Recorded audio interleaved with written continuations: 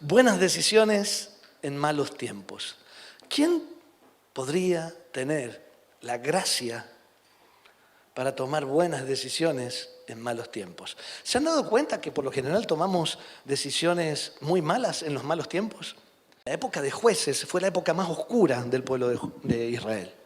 Era muy oscura, era mucha anarquía. Los hombres lo saben porque yo ya les he hablado de estas cosas. ¿Se acuerdan? La época de los jueces, que no se podía caminar por los caminos principales. ¿Se acuerdan de eso? No se podía ir por las rutas principales porque a todo el mundo le robaban todo. Así que las personas tenían que tomar rutas alternativas. Esa era la situación durante los jueces. Terrible vivir así, terrible. Entonces, el libro de Ruth está inmediatamente después de una época negra. Pero ¿cómo aparece Ruth en la escena? Noemí, su esposo y sus hijos. Digo Noemí porque es la importante aquí, junto con Ruth, ¿no? Su esposo y sus hijos. Elimelec, su esposo, sus hijos es Quelón y Malón. Ponele un nombre al nene. ¿Dónde está Queloncito? ¿Dónde se fue? ¿Lo vieron? ¿Sí? ¿Y el Malonito? ¿Dónde está? Qué feo, ¿no es cierto?, tener unos nietos que tengan esos nombres. Venga, Malonito, a los brazos del abuelo. Entonces, se van de Judá, específicamente de la tierra de Belén, porque había hambruna en aquellos tiempos. Ahora, esa era la tierra prometida, era la tierra que Dios les había dicho, ese es su hogar, tienen que pelear ese lugar. Imagínate, estos tomaron la decisión en tiempos malos, una mala decisión, que fue irse de donde estaba la presencia de Dios. Hacemos eso, nos vamos detrás de doctrinas baratas o de propias ideas o del orgullo, de la autosuficiencia, nos vamos detrás de eso y dejamos la tierra de bendición. Entonces, se van. ¿Dónde se van? A Moab. Porque en Moab había para comer. Pero ¿qué pasa? Los moabitas siempre fueron muy mal vistos. De hecho, era un pueblo enemigo, idólatra del pueblo judío. ¿Dónde van ellos? A Moab. Pasado un tiempo, estos muchachitos, los hijos, consiguen novia y se casan con esas novias que consiguen. ¿Y qué son esas novias? Moabitas. El Señor había dicho, no te cases con los moabitas. ¿Qué hicieron estos muchachos? Se casaron con las moabitas. Malas decisiones en los tiempos difíciles. Pasados 10 años, estas mujeres no pudieron tener hijos, no había herencia, ya van a saber por qué. Pero además, Malón y Quelón murieron. Así que estas dos chicas se quedaron viudas. No solo eso, también falleció Elimelec, el esposo de Noemí, y quedaron Noemí y Ruth solitas, porque la otra chica volvió a sus antiguos dioses y volvió a su pueblo natal, se quedó con sus padres. No, la estoy haciendo muy corta porque hay historias preciosas aquí en el medio. Esta es un poco la idea de lo que pasó en el capítulo 1, salvo un par de cosas que voy a aclarar. Están entrando en contexto, ¿verdad? Entonces tenemos que a esta altura Noemí les dice, me enteré que en la tierra de Judá ha vuelto el alimento. Volvamos. Ojalá, dice, ojalá que el Todopoderoso nos perdone por el pecado de haber salido de esa tierra y al volver tenga misericordia de nosotros. El problema es que ser viudo en aquella época, viuda, era terrible. Era prácticamente una condena de muerte. Era terrible. En Ruth 1:16 llegamos a un punto donde Noemí le dice a sus dos nueras, hijas, váyanse, vuelvan con su gente, vuelvan a su pasado, vuelvan donde estaban porque conmigo, en primer lugar, yo ya no puedo engendrar un hijo por la edad que tengo, no tengo marido y si lo consiguiera, no tengo un hijo. No podría tener un hijo para que usted y esperar a ustedes que crezca para que se casen, imagínate. Entonces, váyanse, no hay esperanza para ustedes. Van a ser viudas como yo y van a tener que permanecer viudas toda la vida si no aparece un hombre de la familia. De la familia. Porque irse de la familia significaba renunciar a la herencia. Y la herencia no significaba solamente renunciar a lo que tenían, sino a la herencia espiritual. Pero viene Ruth y dice esto. Y este es el acto de conversión más precioso que yo haya leído en mi vida. Es una cosa increíblemente maravillosa porque hay un pacto de por medio de lealtad y de fidelidad que yo amo en los cristianos. Amo en la gente que se enamora de Dios. Creo esencial que alguien pueda decir estas cosas para decir soy cristiano. Estoy en Ruth 1:16 y dice, pero Ruth respondió, no me pidas que te deje y regrese a mi pueblo. A donde tú vayas, yo iré. Donde quiera que tú vivas, yo viviré. Tu pueblo será mi pueblo, tu Dios será mi Dios. Es el acto de conversión, es la declaración, sí, yo recibo a Jesucristo como Señor y Salvador, expresado en estas palabras en aquel momento que Cristo no estaba. Es maravilloso, es un acto de lealtad sin obligaciones, ¿entendés? Es un acto de amor puro. Estaba diciendo, renuncio a mi vida para hacerla vida en las manos de tu Dios. ¿Vos qué hubieras decidido? Yo quiero decirte esto, que quien decide esto vive una vida como la de Ruth. Ruth 2:2, empezamos en el 2 porque el primero no es trascendente para el tema ahora. Y sucedió que Ruth, la moabita, le dijo a Noemí, permíteme ir al campo a recoger las espigas que vaya dejando alguien a quien yo le caiga bien. Noemí le dijo, anda, hija mía. Mira, yo te voy a decir una cosa. Yo ya me cansé de la gente que busca derechos y se olvida de sus obligaciones. Esta es una época en que todos reclaman derechos. ¿Se han dado cuenta? Todo el mundo quiere derechos. Tengo derecho, tengo derecho, tengo derecho, tengo derecho. ¿Y tus obligaciones dónde las dejas? Porque, ¿sabes?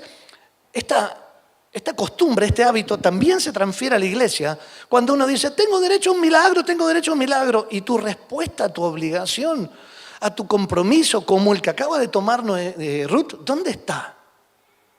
Fíjate la actitud que tiene Ruth. Dice, permíteme ir al campo a cosechar. O sea, por favor, tenemos hambre, estamos solas. Tengo que ir al campo a cosechar. ¿Me lo permitís? Ella reconoce su condición, ¿entendés que reconoce su condición? Y al reconocer tu condición, vos y yo, lo que estamos haciendo es decirle a Dios, trabaja en mí, así es como estoy, esto es lo que necesito, tengo hambre, necesito comer. Pero no te quedás esperando el milagro o que alguien te provea. Lo que haces es trabajar. Vas a buscarlo, te esforzás, te movés. Ella reconoce que es moabita, que está en una tierra que es extranjera. Sabe que los judíos no los bancan mucho a los moabitas. Y así todo ella dice, déjame ir detrás de aquellos que quieran y me quieran ver bien. Como dice específicamente, alguien a quien yo le caiga bien, quiera dejar una espiga para mí. Les explico qué pasa acá. Había una ley escrita que decía que los terratenientes tenían la obligación de dejar un porcentaje de su grano, el que caía en el suelo, o sea, no podían repasar la cosecha para la cosecha de la cebada y del trigo. Primero se cosecha la cebada y como 15 días después el trigo. No podían recoger 2 veces, o sea, pasaban y lo que iba quedando quedaba para los pobres, para los huérfanos y para las viudas. Lo que está diciendo esta moabita, tengo derecho, pero no lo tiene porque no es judía. Por eso le pide a Noemí, me dejás que vaya porque es un riesgo. Pero dice, yo voy a ir a arrebatar porque tengo hambre, necesito ir a arrebatar lo que es para mí. 3. Ruth 2, 3. Ruth salió y comenzó a recoger espigas en el campo detrás de los segadores entonces. Y dio la casualidad, me encanta esa palabra, la casualidad. ¿Ustedes creen que en Dios hay casualidades? De que el campo donde estaba trabajando pertenecía a Boaz o Booz, en este caso, en esta versión. El pariente de Elimelec. Elimelec era el difunto, el que era esposo de Noemí. Qué casualidad, ¿no? Que estaba en ese campo, justo allí, ella fue a recoger espigas para poder comer. Por eso yo les digo, yo prefiero la providencia a lo milagroso. Porque el milagro es campo de Dios. Y la providencia va a suceder. ¿Saben lo que es la providencia? Es lo que Dios va proveyendo en la medida que vamos caminando. Las cosas que va armando, las casualidades, ¿no? Oh, vos sabés que fui al banco y justo puse la tarjeta y no sé por qué, habían 10.000 pesos de más. No sé, fui a averigüé, le dije al cajero, porque se supone que caminas en Cristo, ¿no? Si no es tuyo. Fui al cajero y le dije, mirá, puse, no debía haber esta plata, pero habían 10.000. ¿Podés fijarte dónde está el depósito? Hay un depósito, pero no dice de parte de quién. Solo está. Qué casualidad que vos estaba en ese campo, ¿no? Amo la providencia, prefiero la providencia. Dame a elegir 10.000 milagros o toda la vida de providencia. Yo te digo, dame toda la vida de providencia, porque te aseguro que termina en un milagro. Te aseguro que la providencia termina en un regalo, en un milagro. Cuando vos estás haciendo lo que tenés que hacer de parte de Dios, siempre te va a atravesar en el camino un milagro. Pero si venís a buscar el milagro, nunca podés observar y apreciar la providencia. Se te pasa de largo. Porque estás esperando el milagro y todo lo que pasa alrededor no lo ves. No lo ves. El 4 dice, en eso llegó Booz desde Belén y saludó a los segadores. Escuchá la calidez y la calidad de este tipo. Dice, que el Señor esté, el dueño, te estoy hablando del dueño del campo. Llega y dice, a ver muchachos, ¿qué hicieron hoy? No, dice, que el Señor esté con ustedes, que el Señor lo bendiga, respondieron ellos. ¿Te imaginás qué clase de jefe es ese? ¿Qué clase de hombre es vos? Ya con este versículo ya me dijo todo, es suficiente. Y fíjate lo que hace en el 5, la pregunta, ¿de quién es esa joven? El hombre entra en el campo, tiene un montón de siervos y siervas y está prestando atención a una mendiga que está recogiendo lo que sobra en el campo. A una viuda que perdió todo. Una moabita que viene de cualquier lado, idólatra, despreciable para Judá e Israel. Vos, así se hacen la idea de ahora en adelante, es tipo de Jesús. Vos es la idea del Redentor. ¿De quién es esa joven?, preguntó Booz al capataz de sus segadores. Escuchá la respuesta del capataz, para que te des una idea cómo miraban en el 6 a una moabita. Es una joven moabita. ¿Ves que tiene el mote, tiene el nombre puesto? No sabían que se llamaba Ruth, no sabían. Es una joven moabita, es una moabita, una mendiga que viene y que está llevándose las espigas que sobran. Es cualquiera, es uno que viene con poncho y barba y fuma pipa. Así me vieron a mí cuando yo llegué una vez a la iglesia donde iba Evelina. Llegué con mis sandalias, con mi poncho, con mi pipa, con mi morral, con mi gorrita, mis mechas largas, mi barba larga. Me senté al final, imagínate, una iglesia bautista de 50 miembros de toda la vida, más o menos, una cosa así, se conocen todos, hasta tienen nombre y apellido los bancos, y yo sentado por allá por el fondo. Y pregunta, más allá de los detalles que no voy a contar para no hacerlo más largo, pregunta el pastor que estaba ahí, ¿alguien ha venido por primera vez?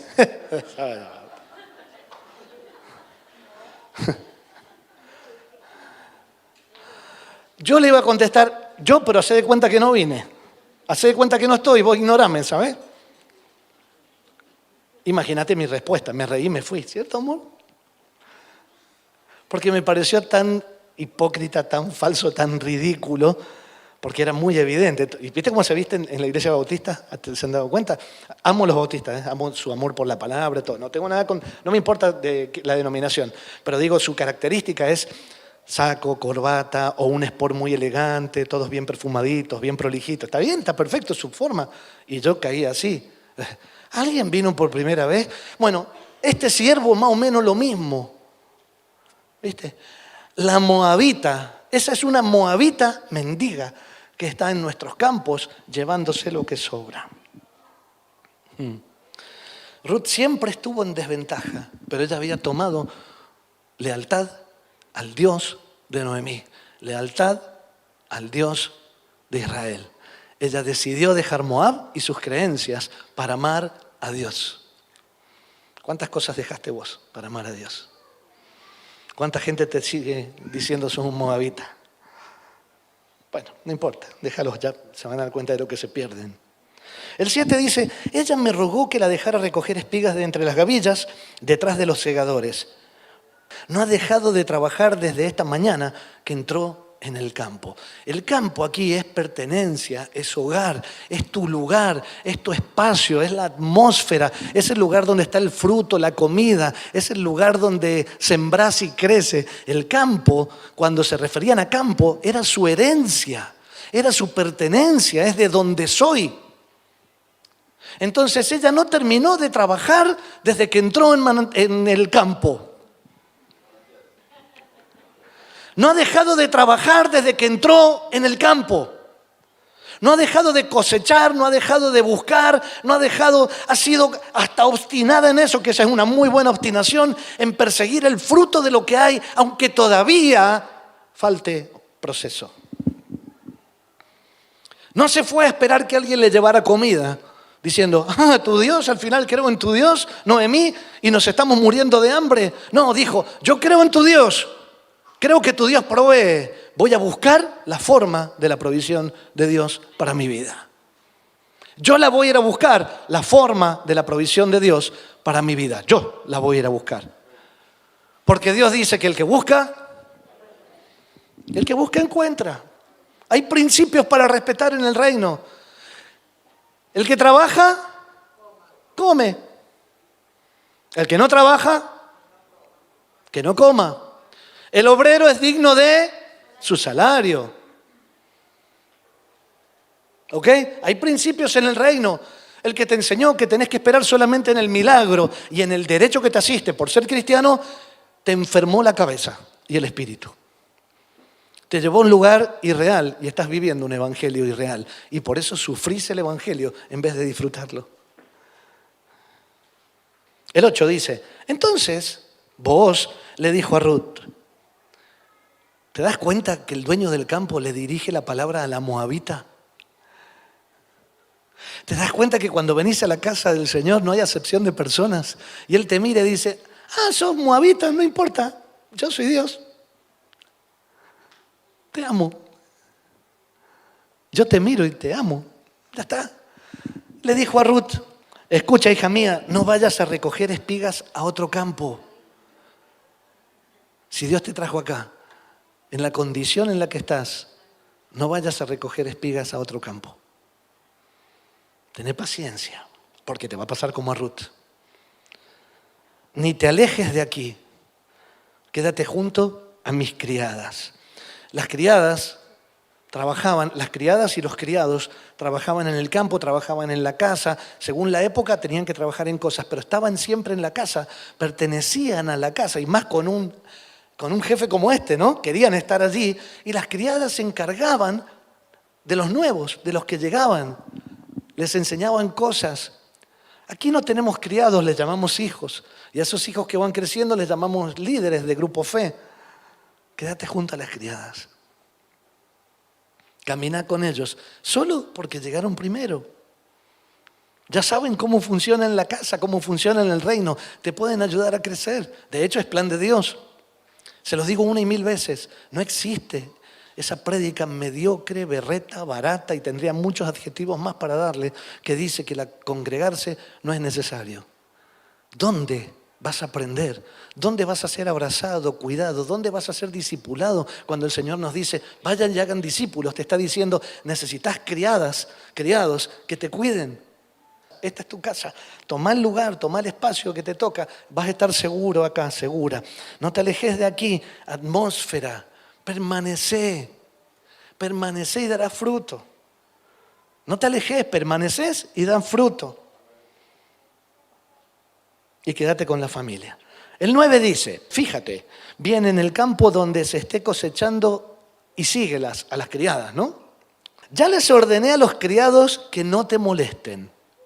Y cuando tengas sed, ve a donde están las vasijas y bebe del agua que los criados hayan sacado. En aquella época, una moabita no se podía acercar a un pozo.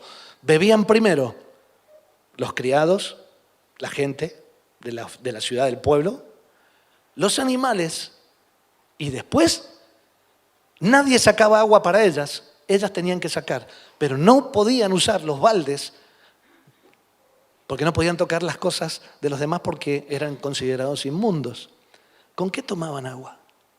¿Cómo sacaban agua?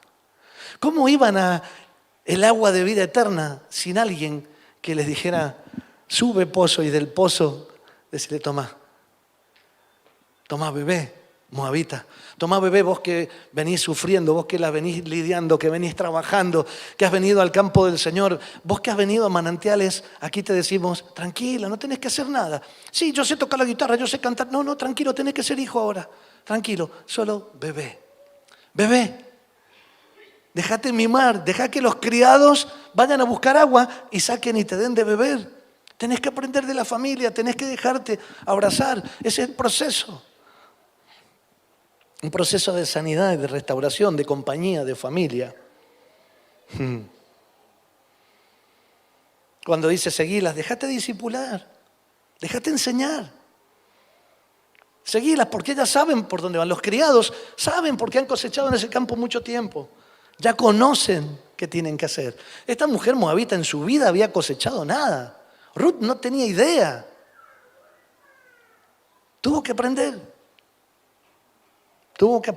Voy a leer el 10, el 11 y el 12 para acelerar un poquito. Ruth se inclinó hacia la tierra, se postró sobre su rostro y exclamó, ¿cómo es que le he caído tan bien a usted? Hablando a Booz, hasta el punto de fijarse en mí, siendo yo solo una extranjera. Ya me han contado, le respondió Booz, todo lo que has hecho por tu suegra desde que murió tu esposo. Cómo dejaste padre y madre y la tierra donde naciste y viniste a vivir con un pueblo que antes no conocías. Que el Señor te recompense por lo que has hecho. Que el Señor, Dios de Israel, bajo cuyas alas has venido a refugiarte, te lo pague con creces. Yo sé que aquí hay muchos que han dado mucho y han sido mal pagados. Hay muchos que han esperado mucho. Y, digámoslo así, las circunstancias y la vida les pagó horrible. Horrible. Pero debajo de las alas del Señor hay recompensa. El Señor recompensa. Algunos los restaura. A todos nos redime, si queremos. Y a otros los va a restituir. Nada de lo que hiciste o de lo que sucedió en tu vida está fuera del propósito de Dios. El problema es que tenemos que vivir con estas cosas como Ruth. Porque yo entiendo esto, si Ruth hubiera leído Ruth 4, su vida hubiera sido distinta, ¿verdad? Porque Ruth 4 termina, wow, que no les voy a decir ahora cómo termina, si no es como spoilear la peli, ¿no? Pero vos y yo vivimos sin conocer Willy 2. Nosotros vivimos como Ruth y decidimos cómo vivirlo. O lo vivimos esperando que las cosas cambien y que venga el milagro, o trabajando como Ruth hasta que suceda lo que tiene que suceder. Dios te da herramientas, Dios te da salidas, Dios te dio la palabra, Dios te dice que ores, Dios te da soluciones, Dios desde este lugar te dice la verdad. Vos decidís qué hacer con esa verdad. Pero si vivís esperando el milagro y que las cosas sucedan y no tenés el corazón, la lealtad y la actitud de Ruth cuando le dijo a Noemí esa actitud de conversión, difícilmente puedas vivir un cristianismo pleno. Ruth es como vos y como yo. Ruth es una moabita que tuvo que dejar sus idolatrías, dejó su tierra, su parentela, dejó sus cosas, todo lo que más amaba, que le parecía que estaba bonito, para caminar de acuerdo al corazón de Dios. El 13. Ojalá siga yo siendo de tu agrado, mi Señor. Eso dice un adorador. Eso dice una adoradora. Eso dice alguien que viene todos los días a la presencia del Señor y dice: Señor, perdóname, me equivoqué, metí la pata, lo que estoy haciendo no está bien, vos lo condenás en la palabra, lo que estoy haciendo está bien, gracias por darme la sabiduría para hacerlo. No sé qué tengo que hacer, pero espero en vos. Ojalá siga yo siendo de tu agrado, Señor. Que nunca te ofenda nada de lo que haga, que te honre a todos los lugares donde vaya. Dice Ruth entonces: ojalá siga siendo yo de su agrado, mi Señor, contestó ella. Usted me ha consolado y me ha hablado con cariño, aunque ni siquiera soy como una de sus servidoras. ¿Te das cuenta la esencia de Ruth? La humildad. ¿Viste cuando te digo siempre Dios trabaja con los humildes? Dios se mueve y se mueve a favor de los humildes. Esta mujer sigue reconociendo su condición. Ya no reconoce que es moabita porque ya vos la vio. Ahora dice: me viste, ¿quién soy yo para que me veas? ¿Quién soy yo para que pongas tu mirada en mí, Dios? ¿Quién soy yo para que vos me honres de esta manera? Y encima me trates con esas palabras dulces. ¿No es eso lo que hace el Señor todos los domingos con vos aquí? ¿No es eso lo que el Señor hace cada vez que te sentás con tus líderes a conversar? ¿No recibís eso, las palabras dulces, el abrazo, la inspiración, la conducción, la enseñanza? ¿No es eso lo que hace Dios con vos todo el tiempo cuando venís a Él? Y dice: usted me ha consolado. Cada palabra que surge del corazón de Dios es consuelo para tu vida. Sé lo que has sufrido, te acaba de decir. Yo lo sé. Yo sé lo que has sufrido. Pero nunca te saqué la mirada de encima. Ahora, si entendés que sos como Ruth, vas a saber que hay un plan mayor. En este versículo, ese 13, me fascina porque está el Padre presente, es el Padre consolando. Es todo lo que hablamos en esta casa, es consuelo, abrazo, familia, palabras dulces, palabras de restauración. Es como dejar a las 99 e ir tras la una, ¿no? Me han mirado igual que a las otras. El 14 dice: a la hora de comer... Esta es la hora más linda, las mesas de reino. A la hora de comer, Booz le dijo: ven acá. Primero, no me importa nada. Primero, sentate a mi mesa. Pero mirá que yo soy una... No, primero, sentate a mi mesa. Sin conocerla, ¿entendés? Que no tuvo una sesión de 4 o 5, ven y sentate en mi oficina que voy a ver qué clase de mujer sos para ver si te sentás en mi mesa. O qué has sufrido para ver si te... Sentate en mi mesa. ¿Por qué? Porque nada de lo que hagas... ¿Por qué? Nada de lo que hagas hará que Dios te ame menos. Le dijo: ven acá, sírvete pan y moja tu bocado en el vinagre. Una mirada del Padre puede hacer así que tu vida cambie de un momento para el otro. Este es un cambio. ¿Se dan cuenta el cambio radical de estar de mendiga a sentarse en la mesa del rey? ¿Vos te das cuenta de eso que pasó una vez en tu vida y que si no lo aprovechás, no estás leyendo la verdad de lo que Dios ha hecho en tu vida? Estabas como mendigo, estabas como moabita, idólatra o lo que se te ocurra, y de repente, en un momento, en el mismo día, al mediodía, estás sentada en la mesa del rey. Y dice: cuando Ruth se sentó con los segadores, Booz le ofreció grano tostado. Manjares de ese tiempo. ¿Te haces la película de aquel momento? La ropa que vestiría Ruth, cómo tendría las manos flaquita de haber pasado hambre en el camino de vuelta con Noemí. casi una linchera. Y de repente comiendo grano tostado en la mesa del dueño del campo. ¡Wow! Ella comió. Ay, Dios, ¿cómo te digo esto? A ver si se entiende. ¿Lo lees vos? Léelo. Ella.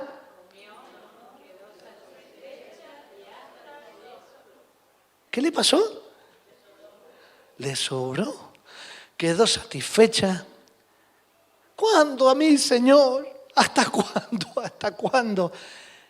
Confía en la providencia divina, haz lo que tengas que hacer, haz tu proceso, haz tu escuela, mata a tus gigantes, enfrenta a tus demonios, haz el proceso que tengas que hacer, permanece en la casa, esto es lo que he dicho hasta ahora, permanece en la casa, camina con los que te acompañan, déjate acompañar, sé obediente y de repente te vas a sentar en la mesa del que te miró porque lo vas a reconocer y allí en sus caricias, en sus palabras tiernas, vas a comer hasta saciarte. No va a ser lo que esperás. Tu vida cambia cuando dejas que Dios intervenga en ella. No cambia de otra manera. Y aunque consideres esto como un pensamiento mágico, verás que no lo es. Justamente, si no hay trabajo de por medio, esto no sucede.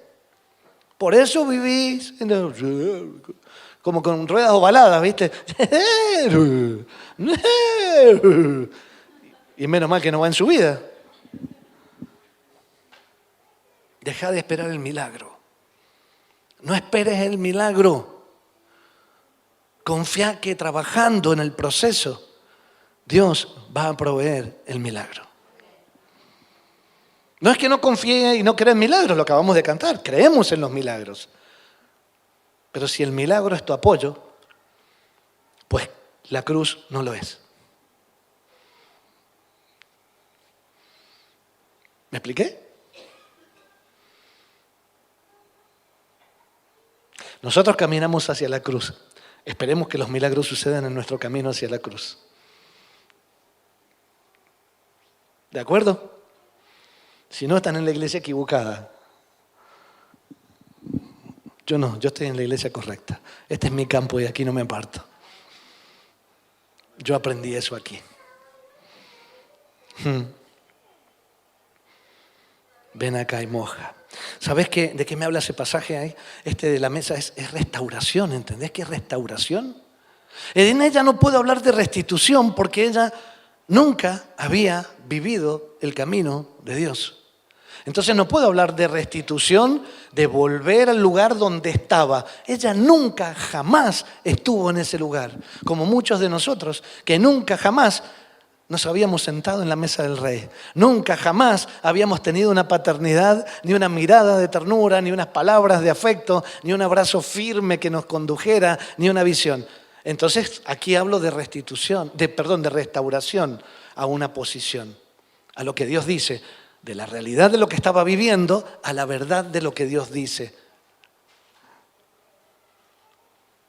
Pero quizás vos fuiste de las que se fue del campo, de los que desaparecieron del campo, como Noemí.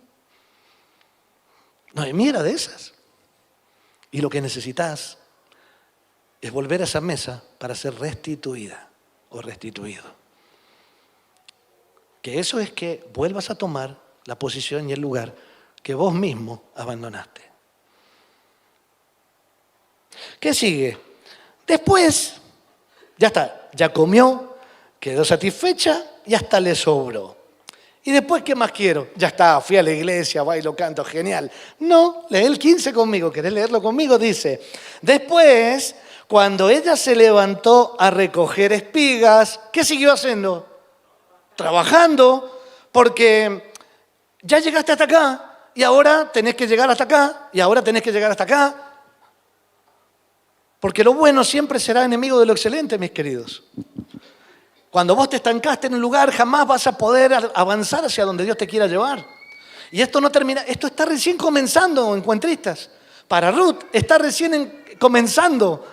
Es el proceso en el que están buscando el posicionamiento, la retribución del cielo en su vida. Después, cuando ella se levantó a recoger espigas, él dio las órdenes a sus criados. aun cuando saque espigas de las gavillas eran ya los manojos ya armados, ya los había cosechado otro, no es lo que se caía. Dice, aun cuando saque espigas de las gavillas mismas, no la hagan pasar vergüenza. Decime si este no es un padre honrando a quien acaba de llegar. Más bien, dejen caer algunas espigas de los manojos para que ella las recoja y no la reprendan. ¿Se acuerdan el chiste que yo les hago, eso de que cuando corremos, jugamos con nuestros hijos, corremos así como para que nos alcance?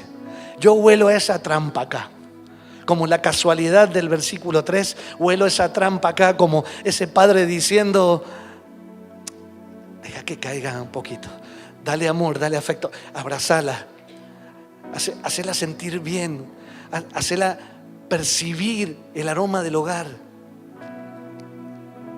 No puede estar solita por ahí bancándose la vida. Tiene que dejar apapacharse. No la avergüencen porque no sabe la Biblia y no sabe orar. Porque no sabe, porque recién llega. No se rían de ella porque no sabe cosechar. No quiero que se rían ni que la avergüencen. Ustedes llegaron primero para ayudarla. Sean misericordiosos, les estaba diciendo a sus criados. Díganme si no es la palabra de Jesús. Díganme si este Booz no es Dios mismo hablándonos.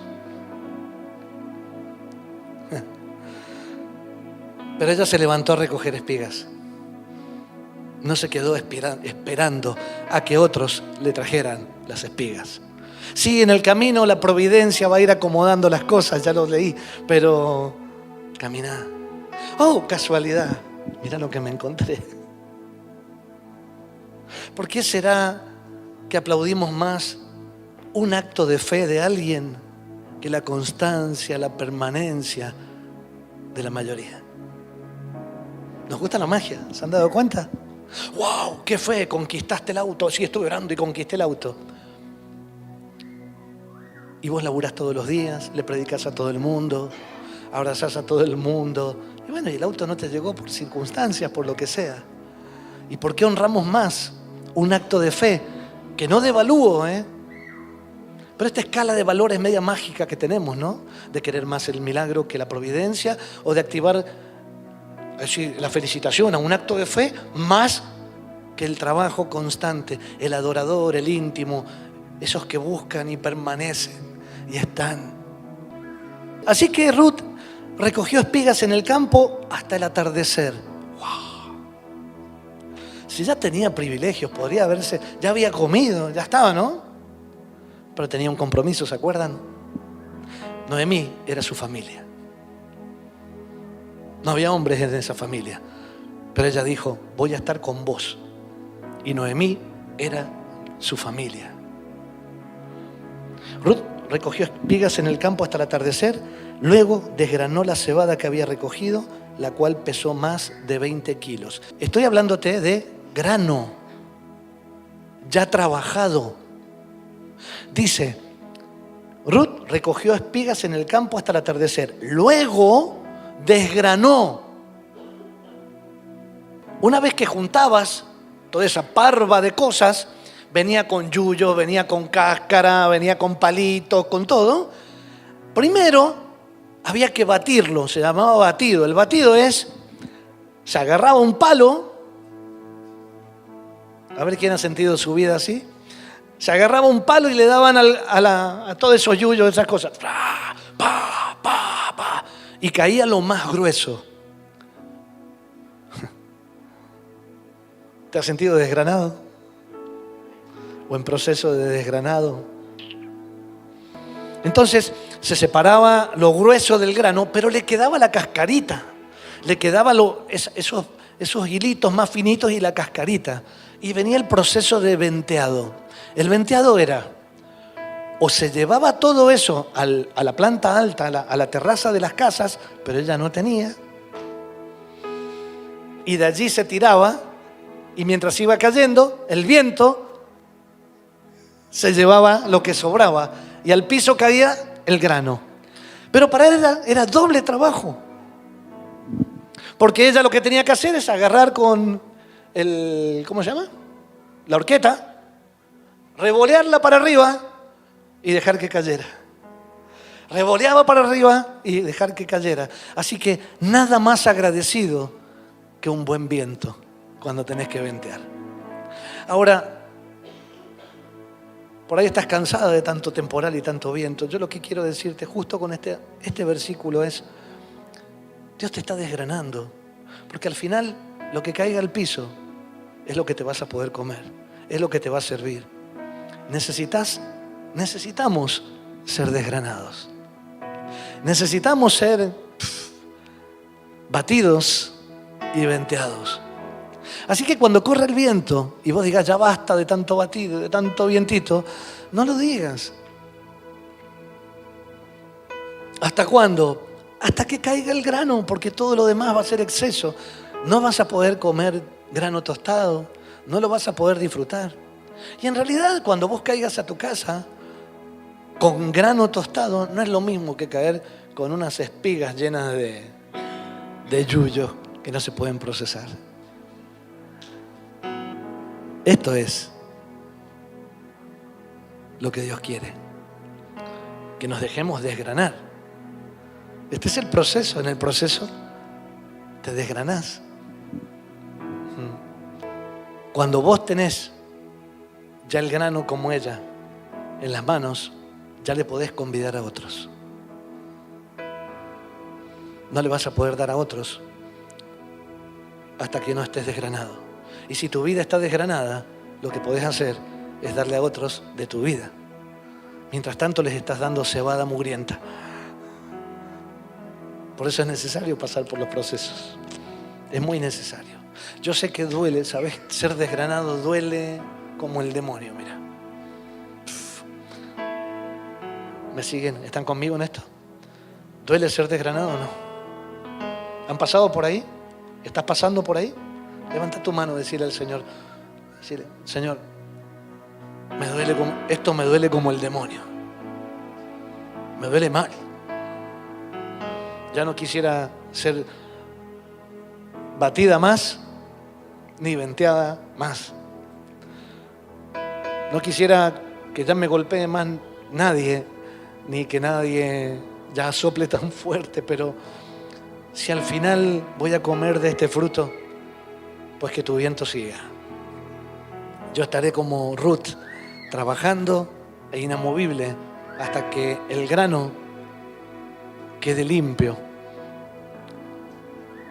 abunde y sobreabunde, para convidarle a otros, para poder llevarlo a mi casa, que es lo que mi casa y mi familia necesitan ver en mí, una persona desgranada.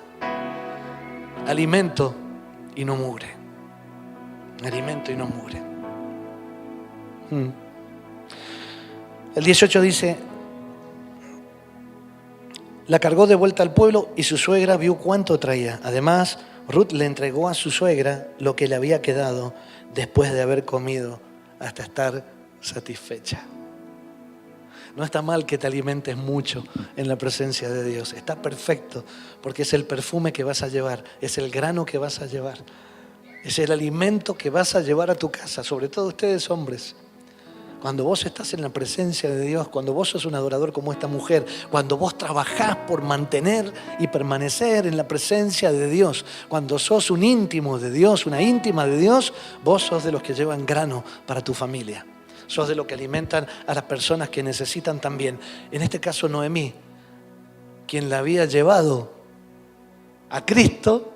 A todo esto entre paréntesis, y sería un muy buen momento en este preciso instante que recuerdes a las personas que te trajeron a Cristo. Porque como Noemí quizás sean personas que tomaron malas decisiones en malos tiempos. Y quizás Noemí se pregunte, ¿por qué tenía que tomar estas decisiones? ¿Por qué falleció mi marido? ¿Por qué murieron mis hijos? Y Dios quizás en algún momento le conteste, solo porque quería a Ruth en mi camino. Y pero no es mucho el precio. Ahora te voy a contar. Mira lo que pasó.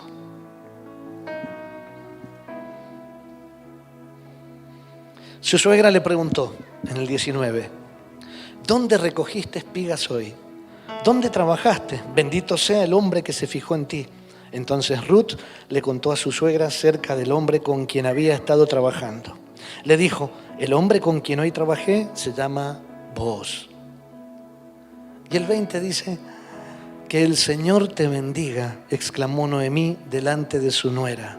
El Señor no ha dejado de mostrar su fiel amor hacia los vivos y hacia los muertos. Ese hombre, presten atención a eso, ese hombre es nuestro pariente cercano. Es uno de los parientes que nos pueden redimir. Ruth pasó de la idolatría a sentarse en la mesa del rey. Pero ahí no terminaba todo. Porque si Ruth hubiera leído Ruth 4, si Noemí hubiera leído Ruth 4 antes, aquellos que les va todo bien, no menosprecies el sufrimiento de los demás y no juzgues a los demás por su sufrimiento. No los condenes por culpa de sus pecados y sus cosas, porque Noemí pecó, se alejó de Dios, perdió todo lo que tenía que perder. ¿Cómo iba Ruth a seguir a una mujer en derrota como esa? ¿Vos lo hubieras seguido? Tu Dios será mi Dios, pero se te acaba de morir el esposo. ¿Qué Dios tenés?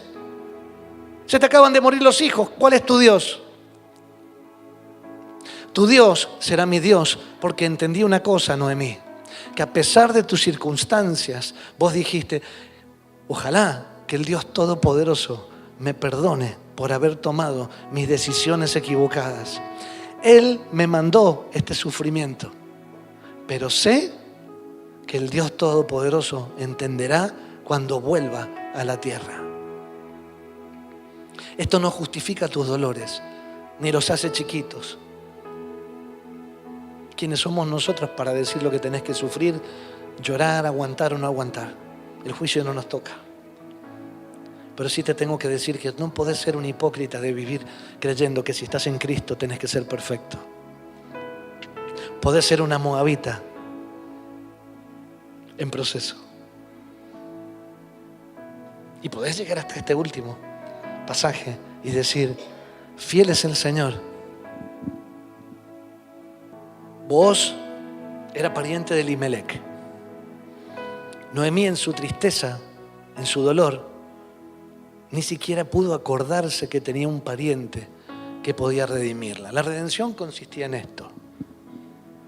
Si alguien de la familia perdía a los hombres, como en este caso, alguien que pudiera de la familia tenía el derecho de comprar el campo de ese que había muerto. Y las mujeres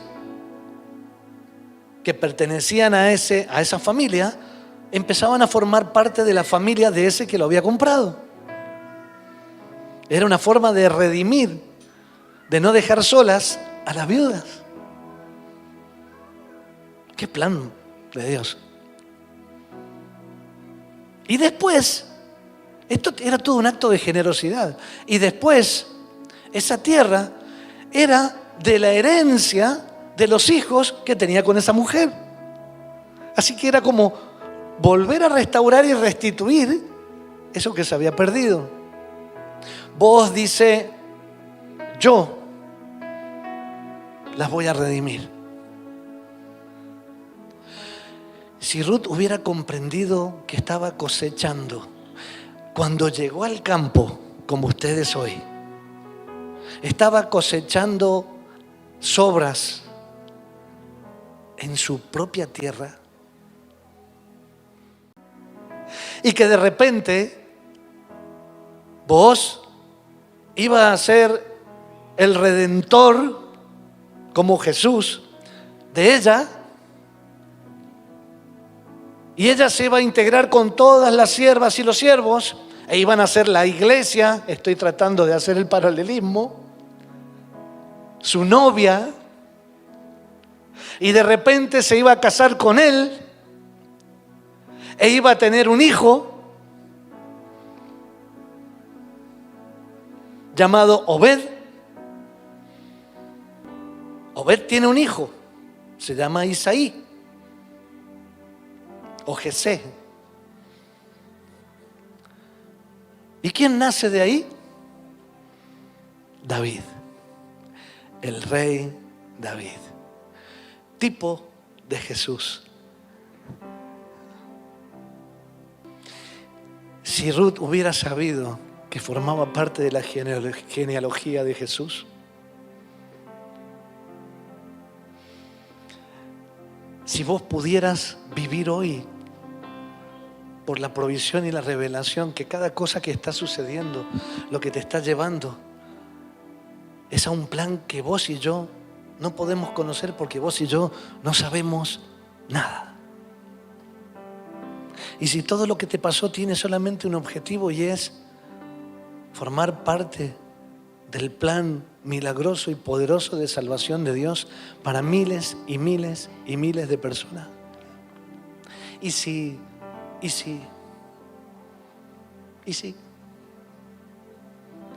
pudiéramos dejar de ser tan atemporales, de dejar de vivir así como en una nube y en el milagro y ay, cómo tiene que ser y discutir que si el espíritu o si el espíritu no, si se caen o si se levantan y si dan trompitos, si hablan en lenguas, y de verdad nos dedicáramos a trabajar en hacer lo que Dios nos mandó a hacer, en dedicarnos a forjar en nuestra vida la imagen de Cristo y hacer como Pablo y decir, tengo todo por basura, todo me da lo mismo, no me importa nada, porque lo único que me importa es que Cristo viva en mí, que yo sea cada vez más como Cristo.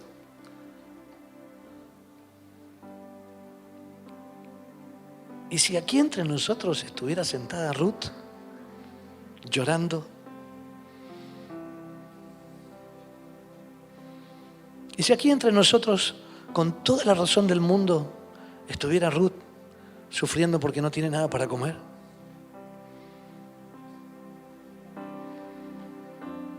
y si aquí entre nosotros, y cuando digo Ruth, digo hombres y mujeres, estuviera alguien que ya está repodrido de tanto viento, de tanta tormenta, de tanto golpe, y quizás lo único que te está diciendo Dios, van a menguar cuando te dejes desgranar. ¿Vos te podías imaginar cuando empecé esta historia que Ruth era la bisabuela de David? Y que iba a ser la tatarabuela de Jesús. Y que si Ruth se hubiera quedado en Moab y no hubiera definido su lealtad y su perseverancia a pesar de las circunstancias al Dios de Noemí, y que si Noemí y Elimelec no hubieran tomado una decisión equivocada, porque Dios también usa las decisiones equivocadas, porque lo único que quiere hacer es amarte para que cumplas el propósito. Siempre va a intentar traerte. A veces las idas y las vueltas provocan muchas pérdidas. Eso es lo que Él no quiere, pero no lo puede evitar porque respeta tus decisiones. Pero ya escuchaste de Noemí, ya escuchaste de Ruth, ya escuchaste lo que Dios me habló una y otra vez. ¿Hasta cuándo vas a tomar malas decisiones en malas temporadas? ¿Y por qué no en malas temporadas empezar a tomar las buenas decisiones? Y la primera es permanecer, permanecer, permanecer y permanecer. Lo dije en muchos idiomas para que lo entiendan. Permanecer, permanecer en Cristo, permanecer en la verdad. Y cuando viene la tentación de querer drogarte, cuando viene la tentación de querer hacer tus daños y tus cosas, permanecer y caminar detrás de los siervos y las siervas y dejar que ellos te acompañen a tomar agua del agua que sacaron, en vez de ser tan obstinada, tan obstinado en querer solamente hacer la tuya y sufrir y esperar el milagro. ¿Cuándo lo vas a hacer, Dios? Y Dios te dice, cuando estés en marcha, porque yo soy Dios de providencia. Ponete en marcha. Ponete en marcha en mi camino y yo te voy a demostrar cómo son los milagros. Jesucristo murió por vos y por mí. Él compró la herencia para redimirnos y se entregó Él con todo lo que tenía. Él te miró que tenga valor esto para vos. El valor suficiente para darte cuenta que por más que hayas venido como una moabita aquí, por más que hayas sufrido lo que hayas tenido que sufrir,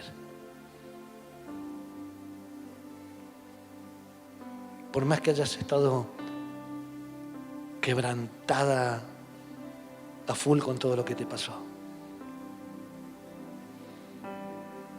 por más que el dolor te haya alcanzado profundamente,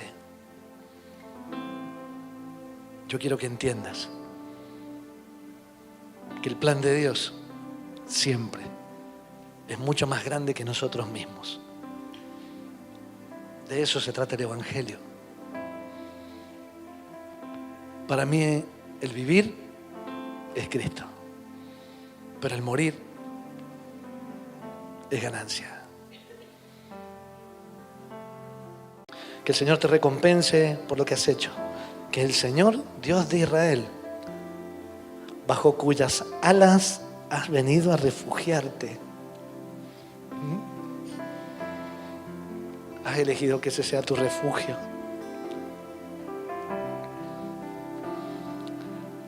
Te pague con creces.